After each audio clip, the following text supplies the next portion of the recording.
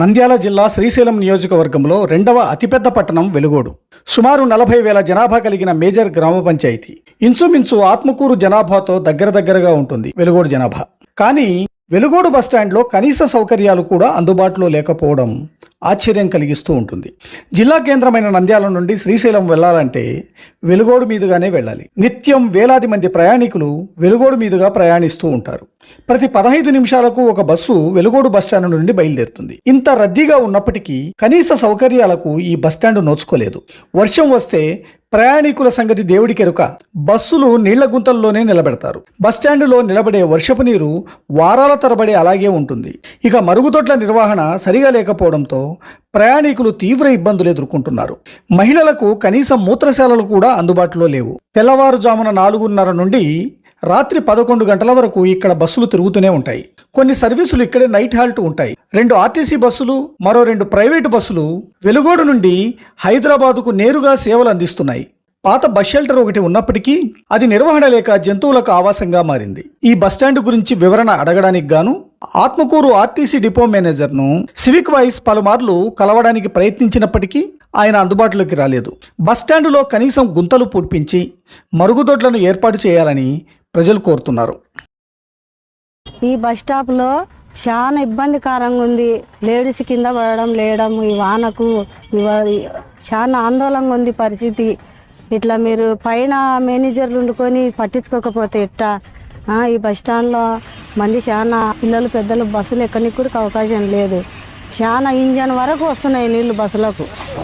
చాలా దారుణంగా ఉందండి సార్. మీరు దయచేసి వెలుగోడు మండలానికి చాలా మేలు చేయాలా. మీరు చేయకపోతే చాలా ఇబ్బంది పడతారు జనాలు. బస్సులలో ఎక్కడికే పిల్లలు కింద పడరు, పెద్దలు కింద పడరు.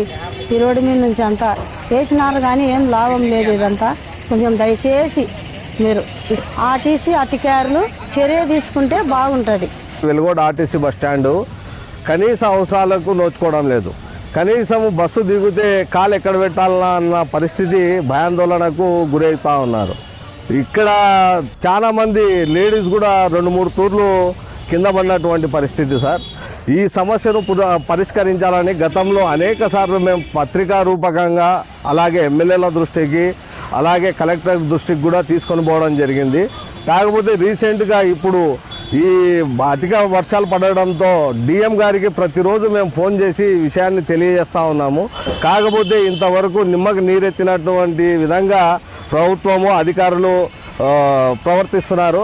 మీరు తక్షణమే దీనిపై చర్య తీసుకొని ఈ సమస్యలను పరిష్కరించాలని సవినీయంగా కోరుకుంటూ మీ మొహమ్మద్ రఫీ ఆవాజ్ కమిటీ. రోకే దర్గా దగ్గర బస్సులు రాకపోకలు బాగా ఉంటుండేది ఒకప్పుడు. మళ్ళీ కొత్త బస్ స్టాండ్ అని చెప్పి తీసుకొచ్చిన తర్వాత కొత్త బస్ స్టాండ్లో సరైన వసతులు లేవు. నీళ్లు బురద జనాలు పోనీ రానికే చాలా గుంతలు ఉన్నాయి. కానీ ఆర్టీసీ వాళ్ళు ఈ విధంగా తిరుగుతున్నారు కానీ కనీసం ఏమీ ఎక్కడ అని కూడా అనుకోవడం లేదు. మురుగుదొడ్లు కూడా ఉన్నాయి కానీ ఏ విధంగా కూడా మనుషులు పాస్ పోవడానికి లేదు, లెట్రిన్ పోవడానికి లేదు. ఆర్టీసీ వాళ్ళు దయచేసి ఈ వసతిని బాగా శుభ్రంగా చేసి రాకపోకలు బాగా మంచిగా పెట్టి బస్టాండును శుభ్రంగా పెట్టి జనాలకు రాకపోకలకు బాగా పెట్టాలని కోరుకుంటున్నాము. అన్ని రకాల సౌకర్యాలు అన్ని బస్టాండ్లలో ఉన్నప్పుడు కానీ వెలుగోడు బస్టాండ్లో ఎందుకు పెట్టకూడదు? ఏం ప్రజల డబ్బులు తీసుకుంటలేరా? ప్రజల కాడ బస్సులు ఎక్కుతున్నారు, వాళ్ళ డబ్బులలో తీసుకుంటున్నారు. ప్రజలకు ఎందుకు మంచి చేయకున్నారు?